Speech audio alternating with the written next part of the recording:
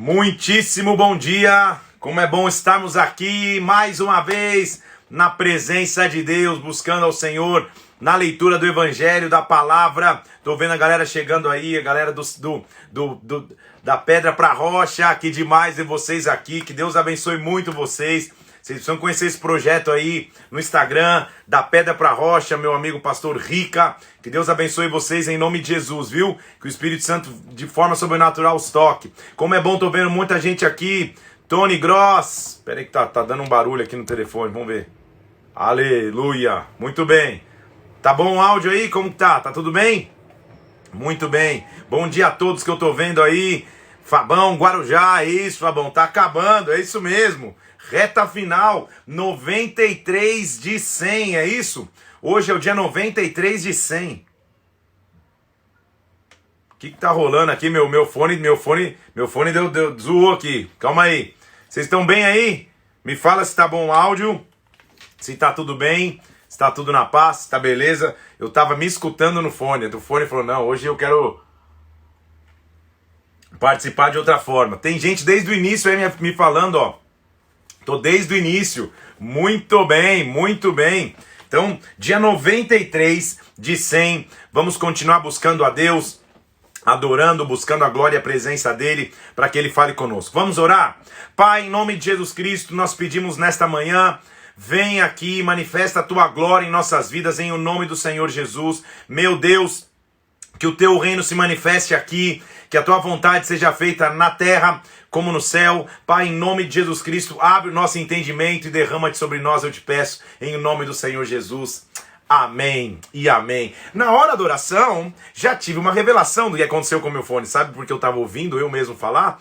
Porque uma certa pessoinha abençoadíssima usou o meu fone emprestado ontem. Então quando eu tô pegando aqui, ele está conectando no seu celular, minha amada esposa Mila Parente. É por isso. Então por isso que não tá funcionando no meu. Depois eu reconfiguro aqui. Mas vamos sem fone mesmo, tá tudo certo. Aleluia! Que bênção! Que Deus possa nos abençoar então.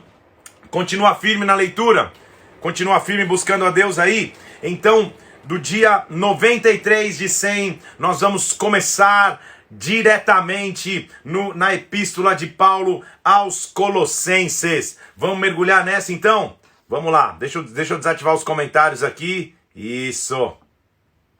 Para a gente entrar naquilo que Deus tem para falar conosco. Então vamos nessa?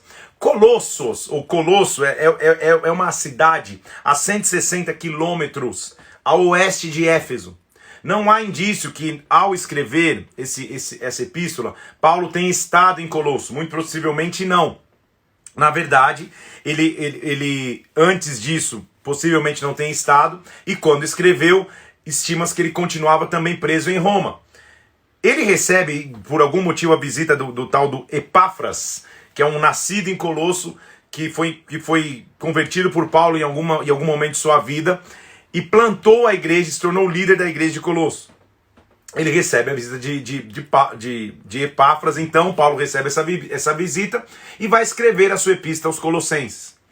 Como que é importante entender e ver as diversas epístolas e cartas, né, que ele escreve para cada igreja, é o cuidado que Paulo tem com suas igrejas, com as igrejas que ele plantou.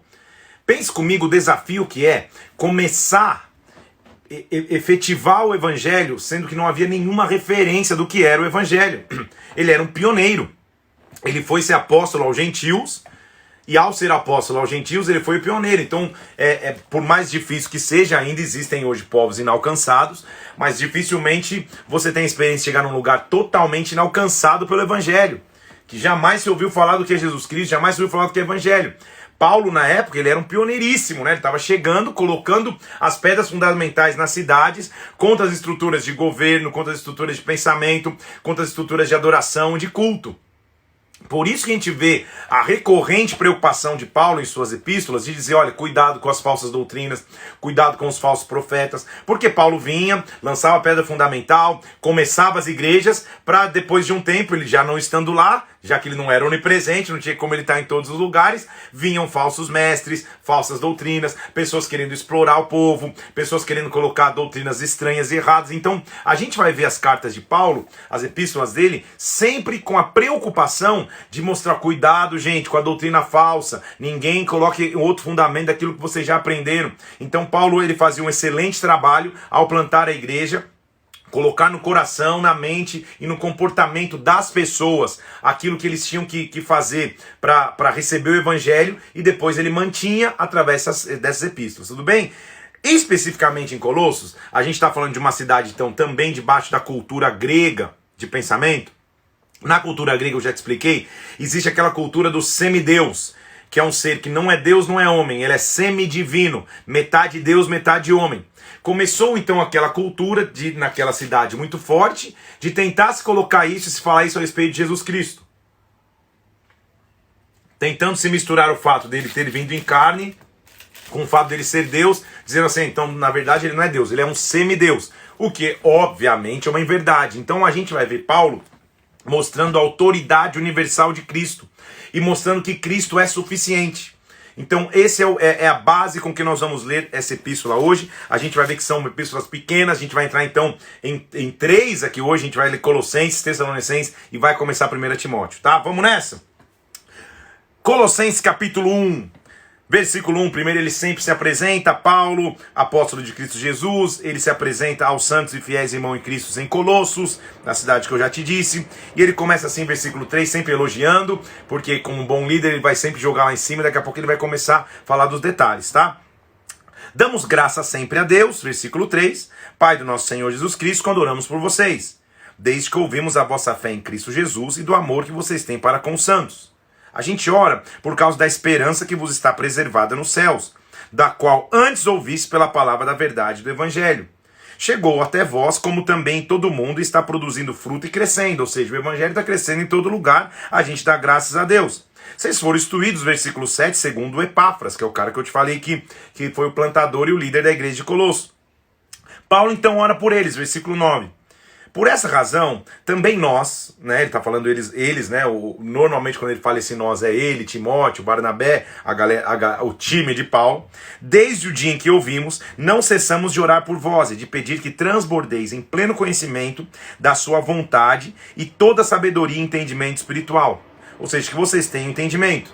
Por quê? Aí ele vai começar a colocar na cabeça deles e no conceito deles mais uma vez, para quem eles deveriam oferecer adoração e quem que é o centro da igreja. Aí ele vai dizer no versículo 13, ele nos libertou do império das trevas e nos transportou para o reino do Filho do seu amor. Então Deus nos colocou no reino do seu Filho. Nesse Filho, versículo 14, nós temos a redenção e remissão dos pecados. Ele é a imagem do Deus invisível, o primogênito de toda a criação. Então ele é Deus, não tem nada de semideus, tá comigo? Nele foram criadas todas as coisas, visíveis e invisíveis. Tudo foi criado por ele e por meio dele. Ele é antes de todas as coisas, nele tudo subsiste. Ele está falando de Jesus Cristo. Ele é o cabeça do corpo da igreja, é o princípio, o primogênito entre os mortos, para em todas as coisas ter primazia, porque aprove a Deus que nele residisse toda a plenitude, ou seja, ele é um ser divino. E havendo feito paz pelo sangue da sua cruz, por meio dele reconciliou consigo mesmo todas as coisas, quer sobre a terra, quer sobre os céus.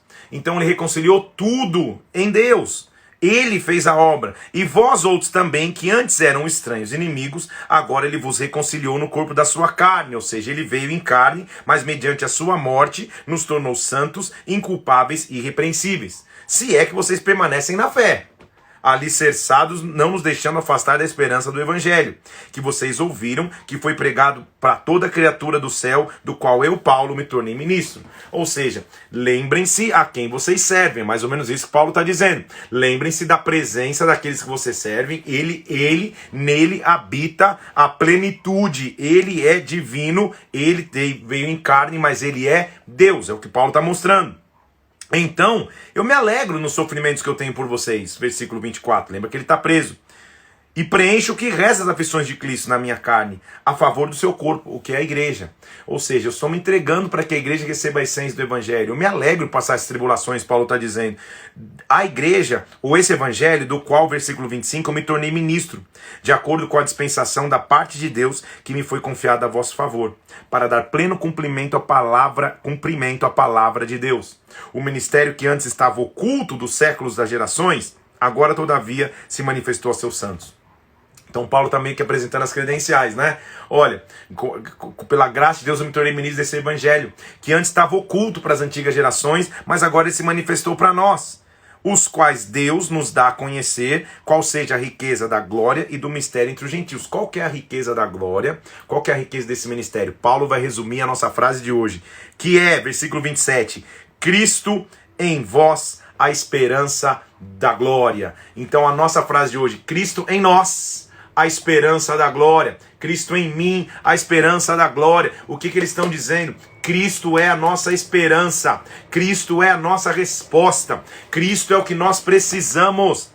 Ele e nele está a plenitude de tudo. Ele é o cabeça do corpo, ele é o cabeça da igreja. É sobre ele que nós andamos. Tudo é sobre Jesus Cristo. Tudo vem dele, tudo é para ele. Ele é o fôlego de nossas vidas, então Jesus é o centro de nossa existência. Paulo está batendo isso para Colossos, mas isso é para nós, tudo bem? Ele, para Colossos específico, ele não é um semideus, ok? Ele não é metade homem, metade Deus, não. Ele é divino, ele veio em carne, mas ele é Deus. Ele em nós é a esperança da glória. Então a nossa frase de hoje é aí, Cristo em nós, a esperança da glória. Paulo mostra o interesse que ele tinha pelos colossenses. Ele diz assim, versículo 1 do capítulo 2. Gostaria que vocês soubessem quão grande luta venho mantendo por vós, pelos laodicenses e por quantos não me viram face a face. Ou seja, eu não conheço vocês, mas eu amo vocês de igual forma. Tanto vocês quanto o pessoal de Laodiceia, que era ali perto também, tá? Versículo 2. Para que o coração deles seja confortado e vinculado juntamente em amor. E eles tenham toda a riqueza da forte convicção do entendimento para compreenderem plenamente o ministério de Deus, Cristo. Ou seja, a minha oração é que vocês compreendam plenamente o ministério de Deus, Cristo, em que todos os tesouros da sabedoria e do conhecimento estão ocultos. Ou seja, todo o tesouro de sabedoria e de conhecimento está oculto em Cristo. Percebe como essa é uma epístola cristocêntrica? Ela vai falar de Cristo, como é maravilhoso a gente viver para Cristo. Então o ministro do evangelho que está me escutando, pregador da antiga geração, da nova geração, que Cristo seja o centro da tua mensagem, que Cristo seja o centro da tua palavra. O homem não pode ser o centro, a prosperidade não pode ser o centro, os bens materiais não podem ser o centro, só a pancadaria e o cajado não pode ser o centro. O centro é Cristo. Em Cristo há amor, há correção, há direção, há presença, há esperança de glória. Então Paulo está ensinando, olha, o centro é Cristo. Eu oro para que vocês descubram que os tesouros da sabedoria e do conhecimento estão ocultos em Cristo. Por isso, versículo 4, eu digo isso para que ninguém vos engane com raciocínios falazes. Lembra que eu estou te falando do semideus? Porque embora ausente no corpo, contudo em espírito eu estou com vocês. Me alegro e verifico a vossa boa ordem e a firmeza da vossa fé em Cristo. Cuidado para não ouvir groselha aí de pessoas que estão inventando coisas. Isso que Paulo está dizendo.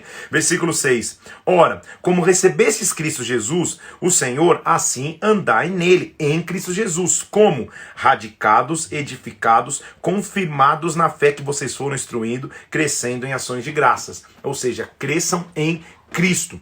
Cristo em nós é a esperança da glória. Ele é o centro de todas as coisas. Cuidado, versículo 8.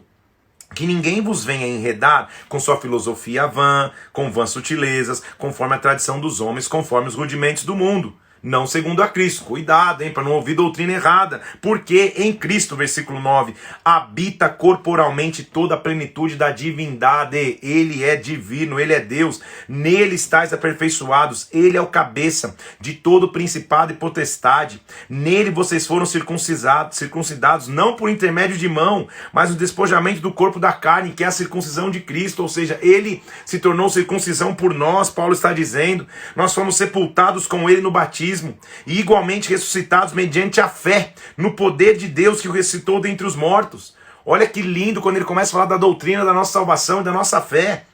Vocês, versículo 13, que antes estavam mortos pelas vossas transgressões e pela incircuncisão da vossa carne, ele vos deu vida, juntamente com ele, perdoando todos os nossos delitos. Olha a obra de Cristo sendo explicada por Paulo agora. Olha que versículo sobrenatural que você nunca pode esquecer. Ele, Jesus Cristo, cancelou o escrito de dívida que era contra nós. Estou no versículo 14 do capítulo 2, que constava nas ordenanças, removeu inteiramente e cravou na cruz. Ele rasgou a nota promissória, ele cancelou a escrita de dívida que tinha por nós e cravou no meio da cruz, despojando então, derrubando, versículo 15, principados e potestades, publicamente expôs ao desprezo, triunfando na cruz. Então o que Paulo está dizendo? Cristo é o centro, Cristo é a resposta.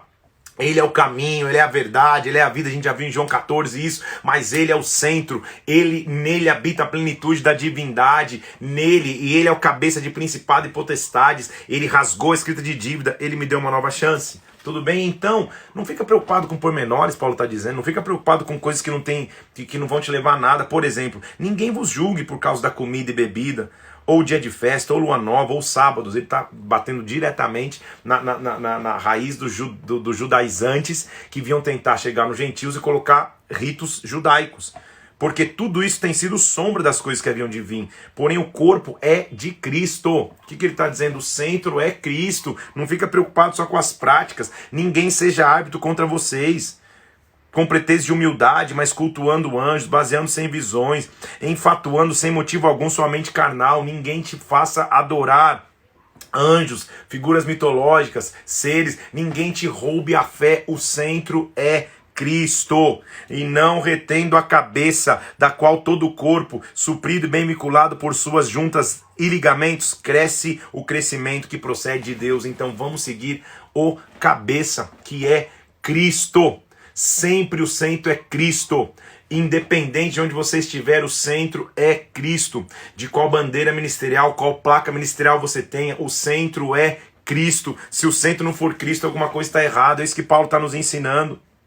Então, também não vamos ver em pecado, versículo 20. Se morresses com Cristo para os rudimentos do mundo, para que como vivesses no mundo vos sujeitais às vossas ordenanças, então não manuseie isso, não proves aquilo, não toques aquilo outro, segundo os preceitos e doutrinas dos homens. Ou seja, se você já morreu para Cristo, por que eu li rápido aqui, não quero que vocês se confundam. Se você morreu para Cristo, não deixe que os homens te digam, faça isso, faça aquilo outro, não prove aquilo, não prove aquilo outro. Não.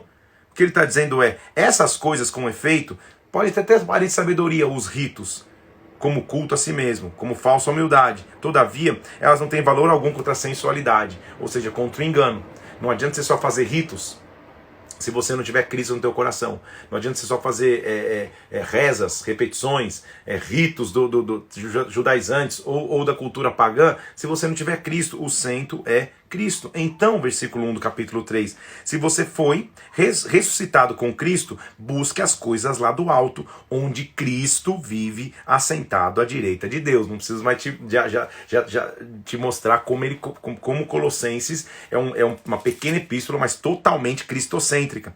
Pense então, versículo 2, nas coisas lá do alto, não nas que são aqui da terra, porque você morreu, a sua vida está oculta juntamente com Cristo em Deus. Quando Cristo, que é a nossa vida, se manifestar, então vocês também serão manifestados com Ele em glória. Cristo é o centro. Então, versículo 8, despojai-vos igualmente de tudo isto, da ira, da indignação, da maldade, da maledicência, da linguagem obscena no vosso falar. Não minta um para o outro, uma vez que você já morreu para o velho homem com seus feitos, e agora você se revestiu, versículo 10, de um novo homem, que se refaz em pleno conhecimento segundo a imagem daquele que o criou. Então agora, versículo 11, não há grego, não há judeu, não há circuncisão, não há incircuncisão, não há bárbaro, não há cita, não há escravo, não há livre. Cristo é tudo em todos. Oh, meu Deus! Cristo em nós, Ele é a esperança da glória. Então, vamos viver em paz uns com os outros. Paulo vai passar os próximos trechos desse capítulo 3, mostrando primeiro. Então faz o seguinte, versículo 3, suporte um aos outros, perdoai mutuamente. Caso alguém tenha motivo de queixa contra outro, perdoa.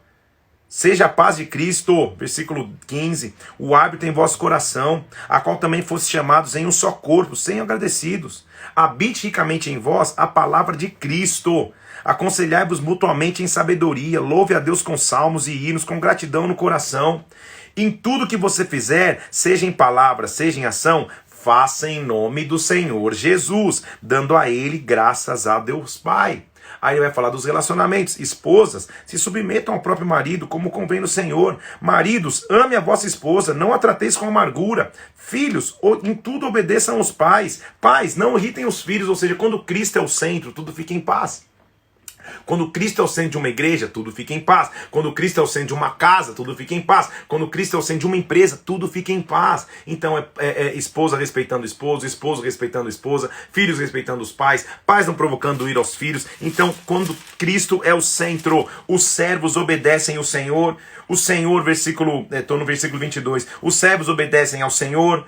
Os senhores, ou seja, os chefes, os patrões, os senhores, versículo 1 do capítulo 4, tratam os servos com justiça, porque Cristo é o centro. Portanto, versículo 2 do capítulo 4, perseverai na oração, vigie com ações de graças, suplique também por nós, ore por nós. Para quê? Para que eu manifeste como eu devo fazer, para que eu pregue o mistério de Cristo e que eu manifeste como tem que fazer, versículo 4. Se portem com sabedoria para os que são de fora, aproveitem as oportunidades, versículo 5, Paulo está dizendo, preguem a Cristo, a vossa palavra seja sempre agradável, temperada com sal, com equilíbrio, para saberdes o que deveis responder a cada um. Então o que Paulo está dizendo Igreja de Colossos, continuem firmes, tenham Cristo como centro, que Cristo seja o centro de todas as coisas, porque nele habita a plenitude da divindade. Nunca esqueça isso. Cristo em nós, Ele é a esperança da glória. Que epístola pequena, mas tão profunda. Talvez você nunca tenha reparado em Colossenses, ou se dissesse Colossenses, fala, o que é isso? O que é Colossenses? Agora você já sabe, tudo bem? Por isso que um propósito da Bíblia é tão importante, porque ele nos leva para o centro da palavra que é Cristo. A verdade, a essência que é Cristo.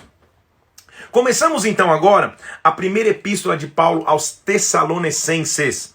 Tessalônica é a capital da Macedônia. Lembre-se comigo que houve um momento que Paulo sonha e com um homem dizendo, passa a Macedônia, e ele vai.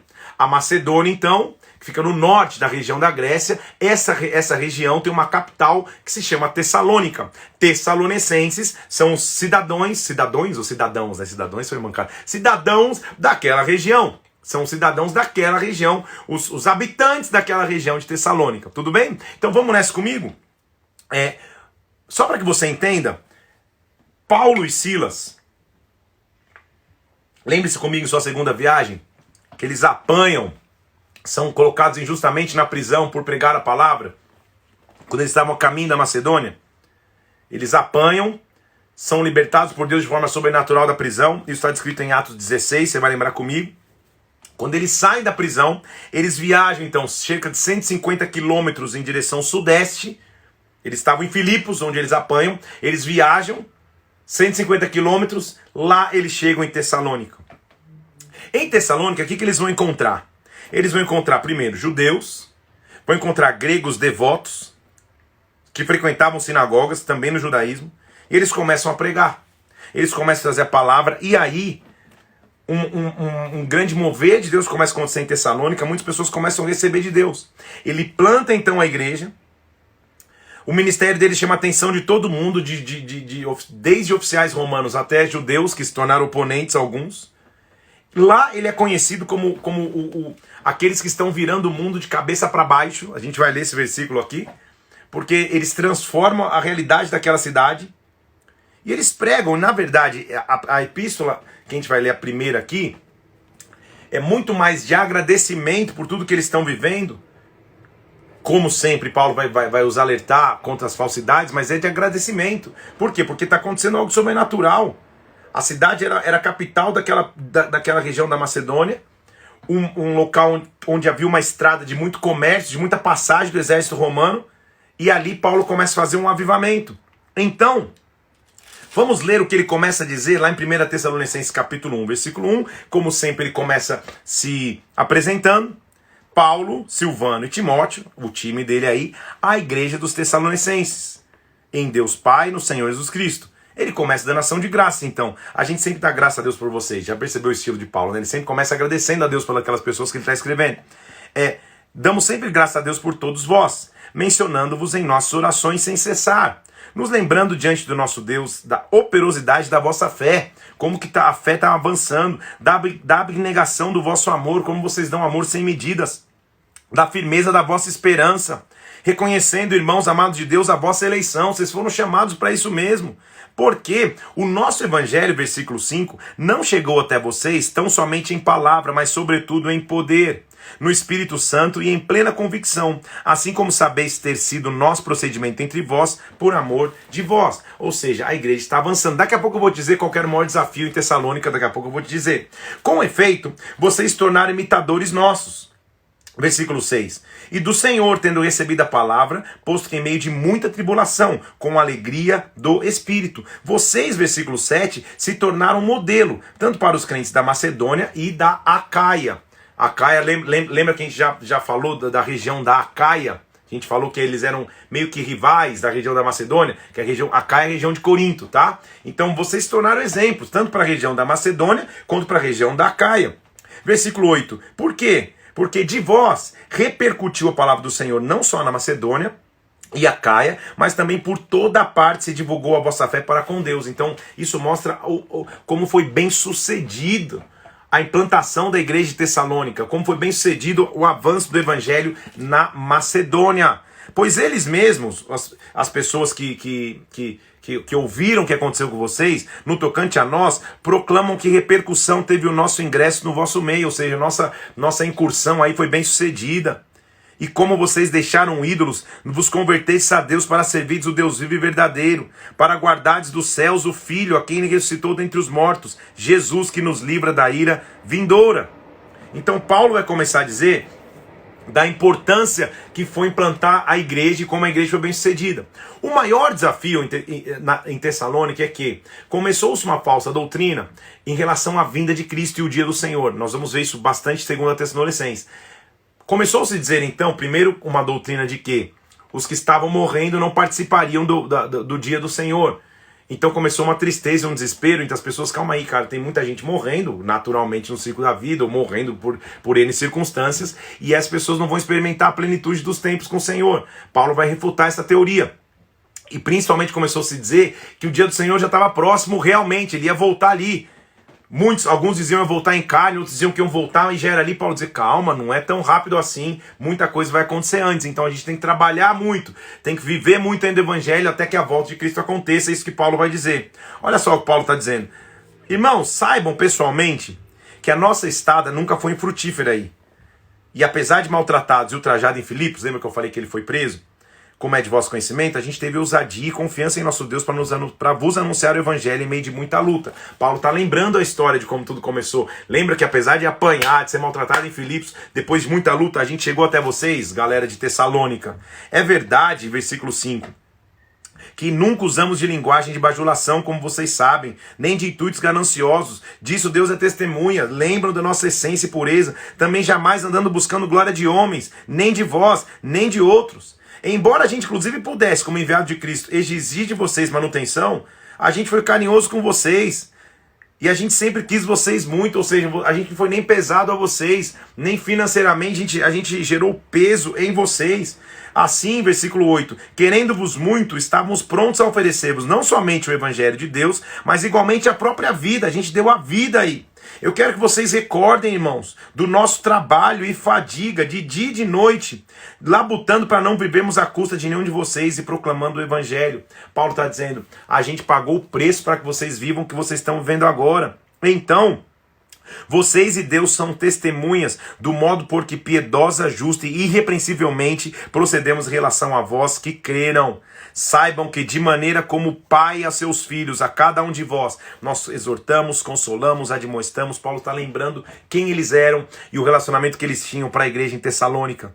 Outra razão ainda, versículo 13, nós temos para incessantemente dar graças a Deus, é que tendo vocês recebido a palavra que vocês ouvirem, que é de Deus, acolheram, não como palavra de homens, e sim como verdade, e a palavra de Deus, com efeito, está operando eficazmente em vós que creem, versículo 13. Então Paulo está dizendo, graças a Deus, a gente pagou o preço, mas vocês receberam, e a palavra agora está eficazmente crescendo. O que Paulo está mostrando? Quando a honra no trabalho e a honra em quem recebe o trabalho vai dar fruto. Quando vamos falar no nosso cenário, por exemplo, quando um pastor se dedica para uma igreja, planta essa igreja, ora por essa igreja, trabalha para que a igreja avance e cresça, e as pessoas também recebem com amor, com zelo e com honra, não tem como não vingar, não tem como não crescer. É isso que Paulo está dizendo. Então Paulo está dizendo, a gente encontrou aqui as duas pontas perfeitas, a gente pagou o preço, trabalhou arduamente para que a igreja acontecesse, e vocês também receberem honra, por isso que a coisa está vingando. Paulo está dando a receita do bolo, a fórmula do bolo. Irmãos, versículo 17, nós estamos orfanados por breve tempo da vossa presença, ou seja, a gente não pode estar aí, estou preso, mas não porém do coração, ou seja, eu não posso estar aí, mas meu coração está aí com vocês. Com tanto mais empenho, a gente diligencia com grande desejo ver vocês pessoalmente, a gente vai ver vocês pessoalmente.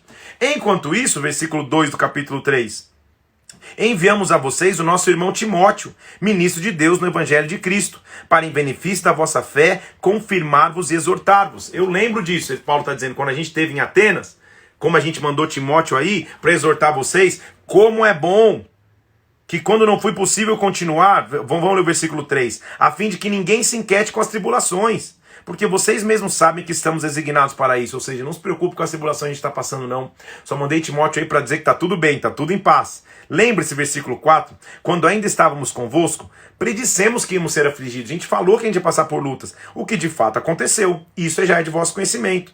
Foi por isso que, já não me sendo possível continuar esperando, mandei indagar o estado da vossa fé, mandei Timóteo aí para ver como é que anda a igreja, temendo que o tentador vos provasse e o nosso trabalho se tornasse inútil.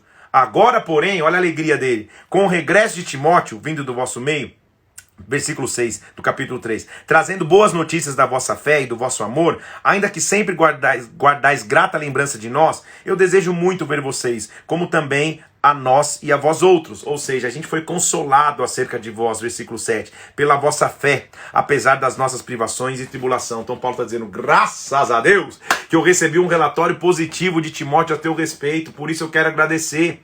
Apesar de a gente não estar junto, da gente não conseguir se ver, de eu estar passando por tribulações, não se preocupe com as minhas lutas, não se preocupe com as minhas tribulações, eu inclusive já tinha avisado a vocês que elas viriam, mas graças a Deus que o relatório que eu tenho aqui é de bênção. Paulo está agradecendo a igreja de Tessalônica pelas boas notícias, porque agora vivemos, se é que estáis firmados no Senhor, pois que ações de graça podemos tributar a Deus no tocante a vocês, como eu agradeço a Deus por vocês, por toda a alegria com que nos regozijamos por vossa causa diante do nosso Deus, orando de dia e de noite, com o máximo empenho para reparar as deficiências da vossa fé. Ou seja, o que eu posso ainda ajudar?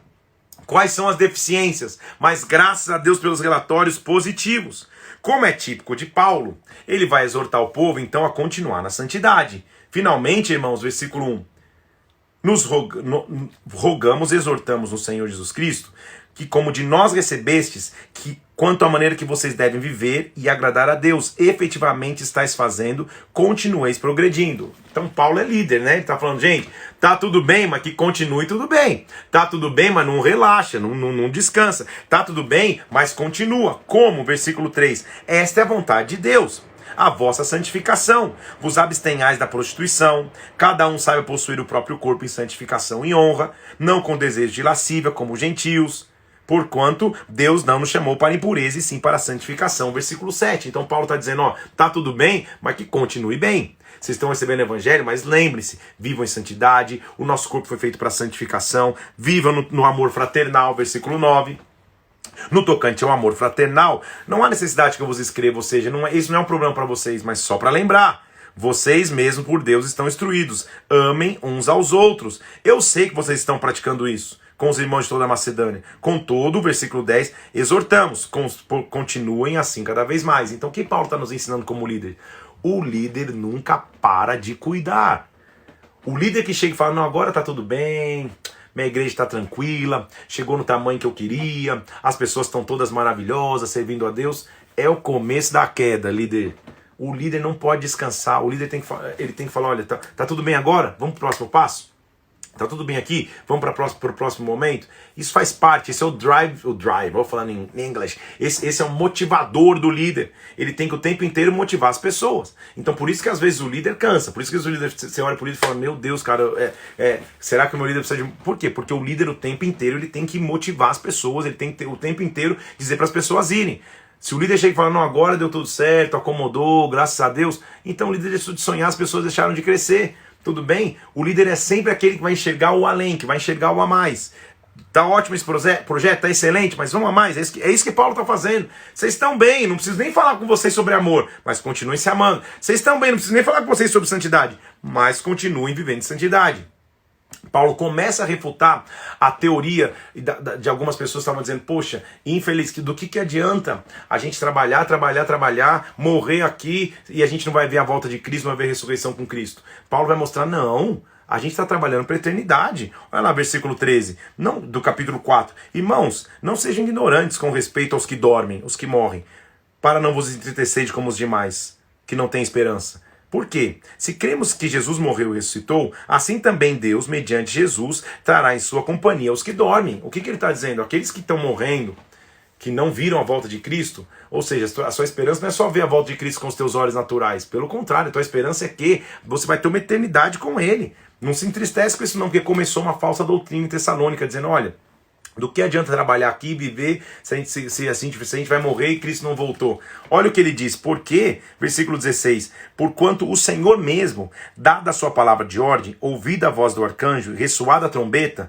descerá dos céus, e os mortos em Cristo ressuscitarão primeiro. Ele está falando da ressurreição dos mortos em Cristo.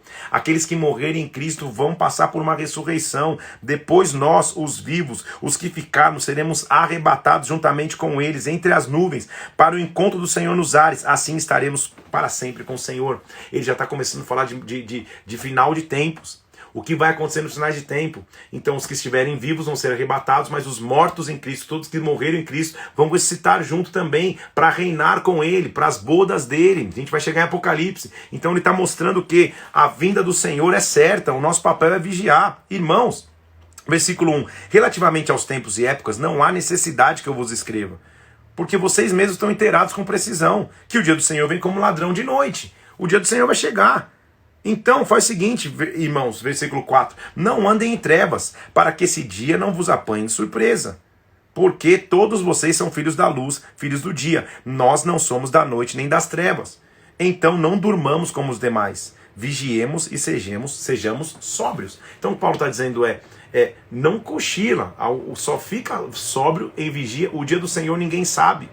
O importante é que, se você olhar, enxergar visualmente o dia do Senhor, ou não, você ressuscitar no dia do Senhor, o importante é que você esteja com Deus, é o que Paulo está dizendo. Nós, porém, versículo 8, somos do dia, sejamos sóbrios, revestindo-nos da couraça da fé, do amor, tomando como capacete a esperança da salvação. Irmãos, olha as recomendações finais dele de 1 Tessalonicenses, que são instrução muito profunda para a gente. Versículo 12, rogamos, irmãos, que acatei com apreço os que trabalham entre vós e os que vos presidem no Senhor e que vos admoestam. Ou seja, tem um apreço por os seus líderes. É isso que ele está dizendo. Acatem com apreço aqueles que presidem vocês. Tenham com amor e máxima consideração por causa do trabalho que realizam. Vivem em paz com uns com os outros. Ou seja, admire o teu líder pelo trabalho dele. Deixa eu dar um sorrisinho para as minhas ovelhas de Brasília. Eu tô brincando, porque eu, graças a Deus, eu imagino que eles me admirem e glorifiquem a Deus por ter me escolhido para liderá-los, porque para mim é um privilégio liderar a igreja de Brasília e a região centro-oeste do Brasil. Eu imagino que a recíproca seja verdadeira. Então o que Paulo está dizendo? Tenha preço máximo pelos líderes de vocês, pelas pessoas que presidem vocês, o tratem com máxima consideração e amor por causa do trabalho que eles realizam, porque dá trabalho, é evidente que dá trabalho, e muito trabalho, mas tenha apreço. Olha o que ele está dizendo, exorte também, irmãos, admoesta os submissos, corrige, consola os animados, ampara os fracos, sejam longânimos para com todos. Ou seja, ao invés de ficar pensando que será que a gente vai morrer e não vai ver a volta de Cristo, Tem muito trabalho para fazer agora, isso que Paulo está dizendo. Faz o seguinte, versículo 16, vamos dizer o 15. Evite que alguém retribua outro por mal. Pelo contrário, siga sempre o bem entre vós com todos. Aí olha esses próximos versículos, tem que lembrar sempre. Regozijai-vos sempre, versículo 16. Orai sem cessar. Em tudo dai graças, porque essa é a vontade de Deus em Cristo Jesus para convosco. Não apague o espírito, não despreze as profecias, julgai todas as coisas, retenha o que é bom, se abstenha de toda forma de mal. Quando alguém te perguntar como que a igreja tem que se preparar para a volta de Cristo, como que a igreja tem que se preparar para as bodas do Cordeiro, aqui está a receita do bolo, a receita médica. Do versículo 16 ao 22, diz 1 Tessalonicenses 5. Alegria sempre, orando sem cessar, dando graça em tudo, porque essa é a vontade de Deus, não apagando o espírito, não desprezando a profecia, julgando todas as coisas, retendo o que é bom e se abstendo de toda forma de mal. Aí é a instrução para nós como igreja hoje. Que o Deus de paz vos santifique em tudo, que o vosso espírito, alma e corpo se conservem íntegros, irrepreensíveis na vinda do nosso Senhor Jesus Cristo. Fiel é o que vos chama e também o fará. Há muito trabalho para fazer aqui, há muita obra para pegar, os campos estão brancos, estamos vivendo momentos únicos na história. Vamos viver desta maneira, porque dessa maneira nós preparamos para o retorno de Cristo. Se a gente vai ver com os nossos próprios olhos, sim ou não, aí deixa para os mestres em escatologia, para aqueles que tentam mergulhar na palavra, discernir. Uma coisa nós já estamos vivendo os últimos dias. Quando isso vai acontecer, a Bíblia diz que naquele dia ninguém sabe nem o dia nem a hora. Então, enquanto isso não acontece, vivamos dessa maneira, sem extinguir o espírito, sem desprezar a profecia, regozijando sempre, dando graças em tudo, retendo o que é bom e se abstendo do mal. Paulo percebe, logo depois de um tempo, que ele tem que fazer um complemento à sua primeira carta, então ele escreve uma segunda. Porque a doutrina da volta de Cristo começou a se avolumar de tal forma que alguns começaram a afirmar dentro da igreja que já tinha chegado o dia do Senhor, que Cristo ia voltar, e alguns estavam até confusos, esperando que ele voltasse em carne, fisicamente. Então começou uma confusão. Paulo vai começar a escrever para dizer, gente, calma, vamos pensar na obra agora, tipo, a igreja começou agora, como que ele já vai voltar? Era mais ou menos isso, vamos trabalhar para agora. Então ele começa 2 Tessalonicenses, são só 3 capítulos que ele vai continuar a sua ideia da primeira epístola, da primeira carta, mas ele vai pegar mais firme nessa questão da volta e do retorno de Cristo. Então, olha o que ele continua dizendo aqui, ó. Capítulo 1, versículo 3. Irmãos, ele sempre elogia, né? Me cumpre sempre dar graças a Deus no tocante a vocês, como é justo, pois a vossa fé cresce sobremaneira, vosso amor mútuo sempre vai aumentando. Então percebe como ele sempre elogia a igreja em Tessalônica. Tal ponto é que nós mesmos nos gloriamos de vós nas igrejas de Deus. Quando a gente passa nas outras igrejas, a gente fala bem de vocês, Paulo está dizendo. À vista da vossa constância e fé. Vocês são constantes em todas as vossas perseguições, nas tribulações que vocês suportam. Ou seja, vocês são um exemplo. Ser constante é um exemplo. Olha o que ele está dizendo. Ele continua dizendo assim, ó.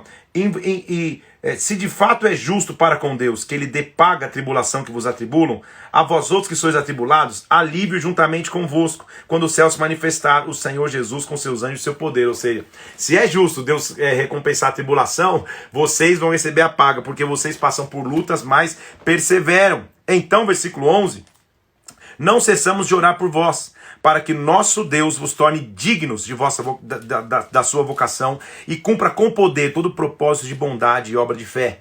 Eu não paro de orar por vocês, Paulo está dizendo, a fim de que o nome do nosso Senhor Jesus Cristo seja glorificado em vós, e nele, segundo a graça do nosso Deus e do nosso Senhor Jesus Cristo. Aí ele vai falar exatamente o assunto de sua carta, de sua epístola, vai dizer assim, irmãos, no que diz respeito à vinda do nosso Senhor Jesus Cristo, capítulo 2, versículo 1, e a nossa reunião com ele, a gente exorta vocês, não vos demovais da vossa mente com facilidade, nem vos perturbeis, quer por espírito, quer por palavra, quer por epístola, como se procedesse, supondo que já tenha chegado o dia do Senhor. Ou seja, não fica preocupado com isso, que vocês estão tão desesperados aí, achando que já chegou o dia do Senhor. Ninguém de modo nenhum vos engane. Porque isso não acontecerá sem que primeiro venha a apostasia e seja revelado o homem da iniquidade, o filho da perdição. Ele já está fazendo referência ao anticristo, ou seja, gente, ainda tem um período de apostasia, vai vir o filho da perdição, ele vai se opor, versículo 4, se levantar contra tudo que se chama Deus, ou é objeto de culto, a ponto de assentar-se no santuário de Deus, ostentando como se fosse o próprio Deus. Ou seja, tem muito sinal ainda para alguém cravar, dizendo que já chegou o dia do Senhor. Não vos recordais de que ainda eu estando convosco eu costumava dizer essas coisas? Agora sabeis que o detém, para que ele seja revelado somente em ocasião própria, ou seja, ainda não é a hora, ele vai ser revelado em ocasião própria. Com efeito, o ministério da iniquidade já opera, e aguarda somente que seja afastado aquele que agora o detém.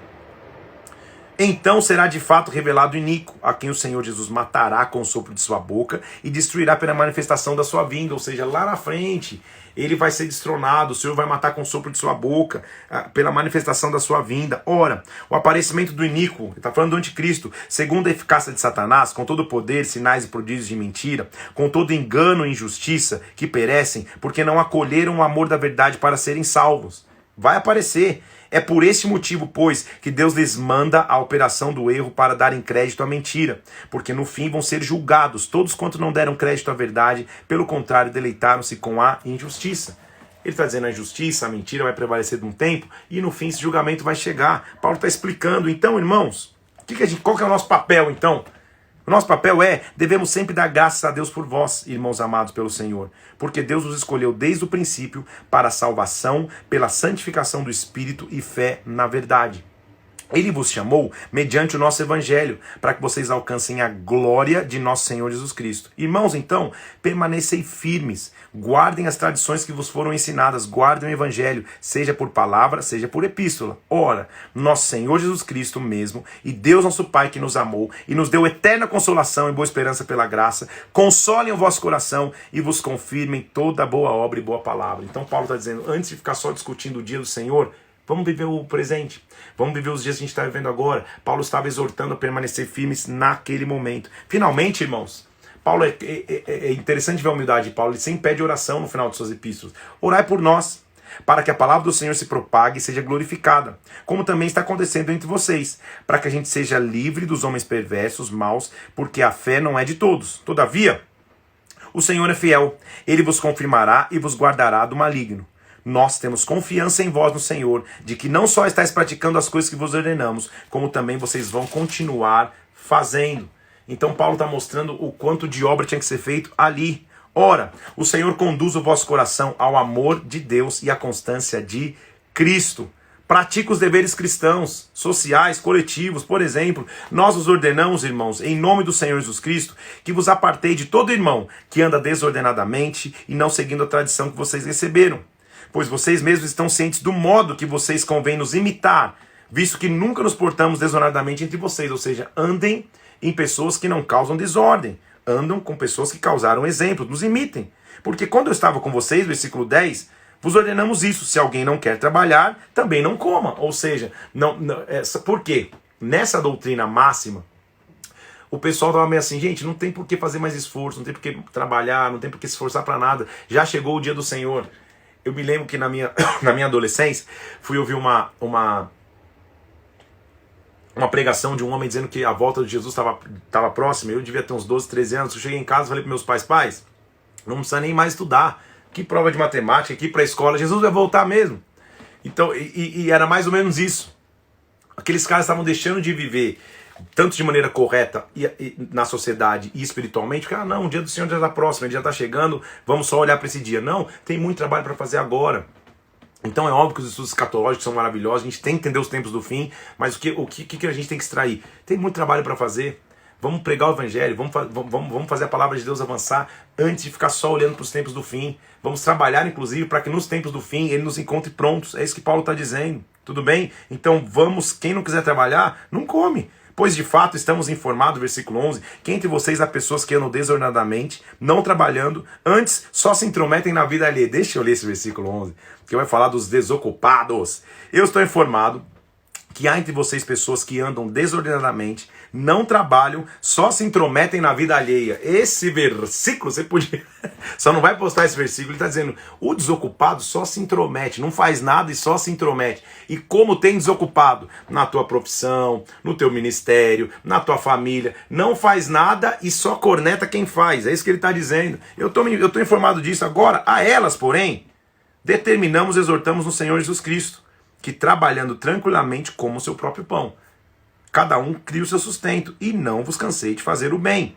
Caso alguém não preste obediência à nossa palavra, dada por epístola, notai-o. Não se associe com essa pessoa para que ele fique envergonhado.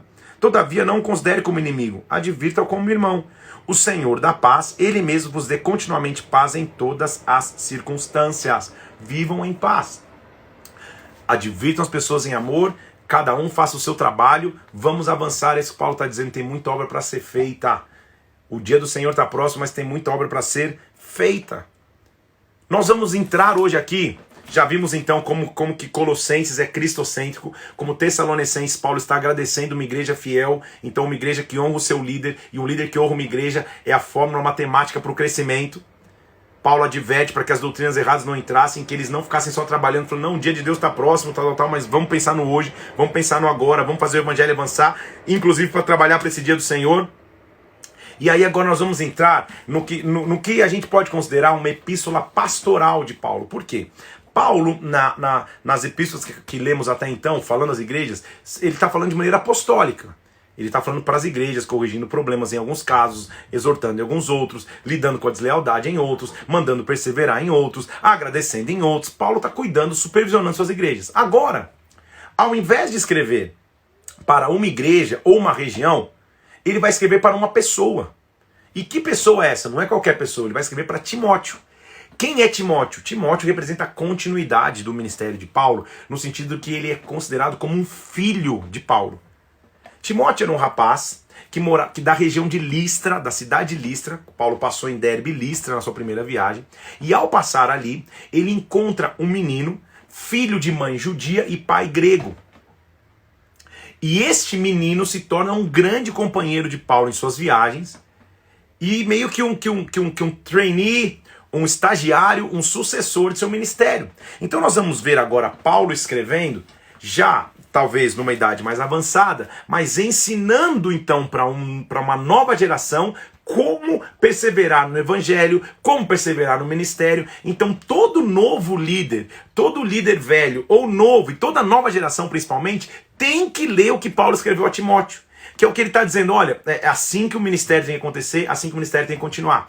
Hoje nós vamos entrar em só 3 capítulos da primeira epístola de Paulo a Timóteo, e amanhã vamos com mais calma ler todo ele. Então eu vou começar aqui.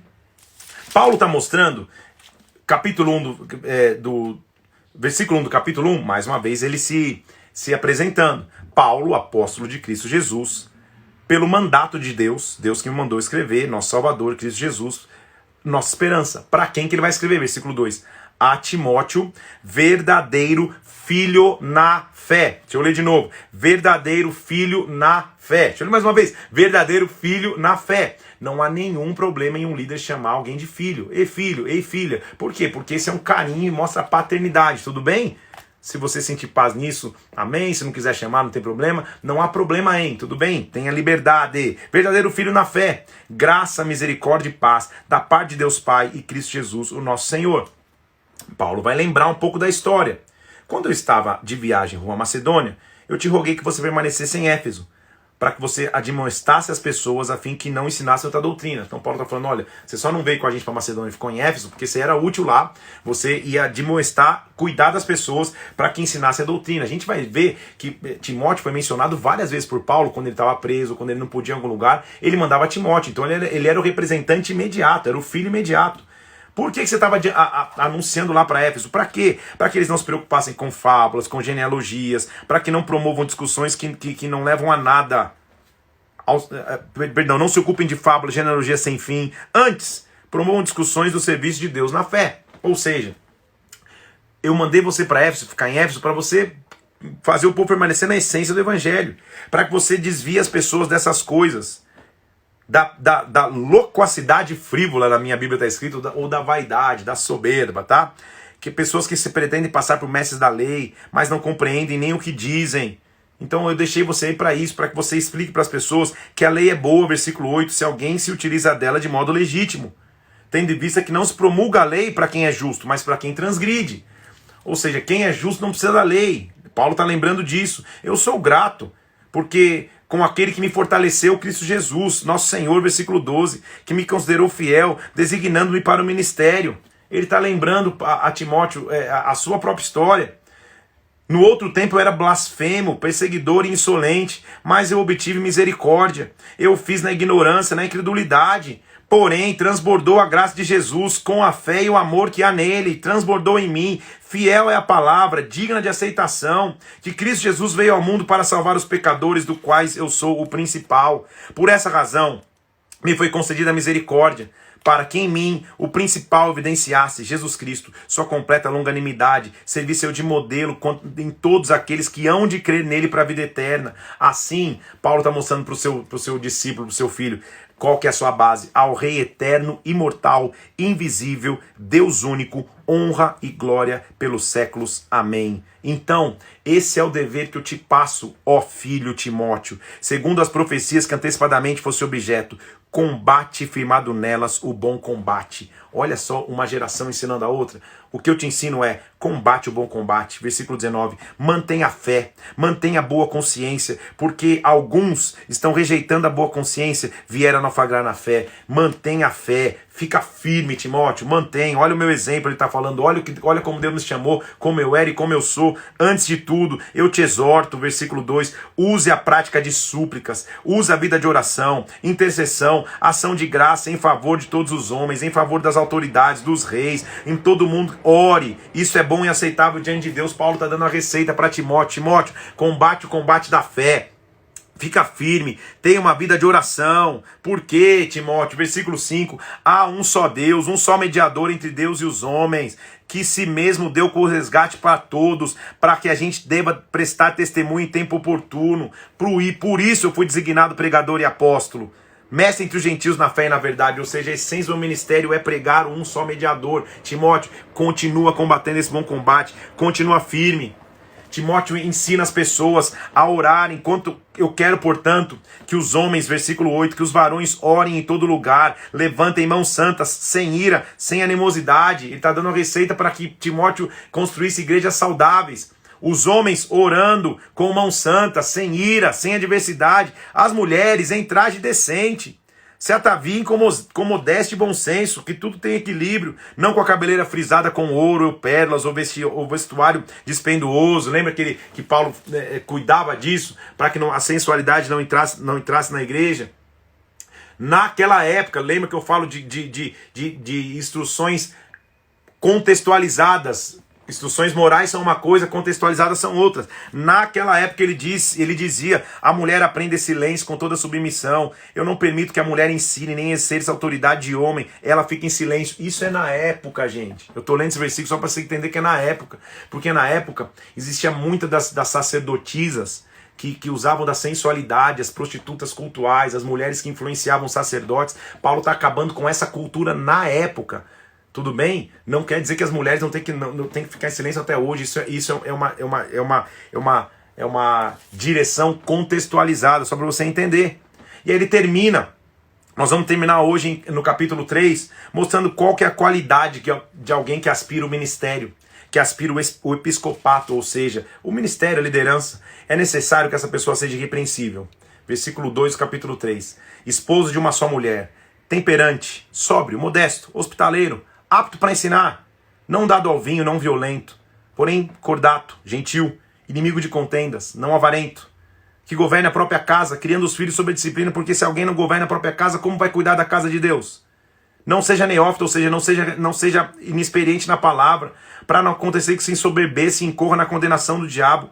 É necessário que ele tenha bom testemunho das pessoas que estão fora, para não cair no laço do diabo. Os diáconos, líderes, a mesma coisa. Sejam respeitáveis, de uma só palavra, não inclinados ao vinho, não cobiçosos com ganância, conservem o mistério da fé, com a consciência limpa. Sejam experimentados, sejam irrepreensíveis, para que exerçam diaconato. O diácono, versículo 12, seja marido de uma só mulher, governe bem a própria casa. O que ele está dizendo é, para ser líder, tem que ser referencial. Para ser líder, as pessoas têm que olhar a você e encontrar, aí está alguém que governa bem a própria casa, governa bem a própria vida, dá bom testemunho para os de fora. Ele está ensinando para Timóteo, eu estou te ensinando como estabelecer uma igreja do começo ao fim. Por último, ele diz, eu escrevo essas coisas porque eu vou ter com você em breve. Se eu demorar, fica ciente como se deve proceder na casa de Deus. Ou seja, se eu demorar para chegar, estou te dando a receita do bolo aí. Por quê? Nós trabalhamos por ele, e o nosso ministério é esse. Versículo 16, vou terminar aqui hoje. Aquele que foi manifestado na carne, foi justificado em espírito, contemplado por anjos, pregado entre os gentios, crido no mundo, recebido na glória.